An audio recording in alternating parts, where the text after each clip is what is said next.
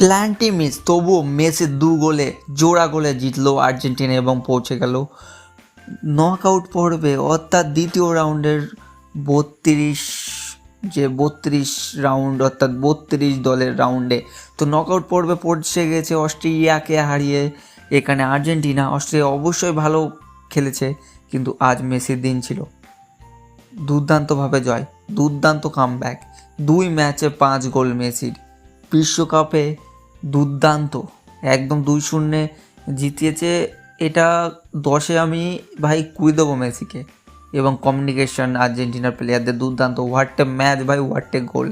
প্রথম গোলটা আর্জেন্টিনার যেটা মেসি দিয়েছে অবশ্যই দুর্দান্ত ছিল, কিন্তু যে প্ল্যানটিতে মিস করেছে অবশ্যই অনেক কথা বলছে, কিন্তু মেসি কামব্যাক করে দিয়ে গিয়েছে। 2 ম্যাচে 5 গোলের থেকে সেরা ফর্ম মেসির জীবনে আমার তো মনে হয় আসেনি, কারণ 2 ম্যাচে 5 গোল, তাও বিশ্বকাপের মঞ্চে।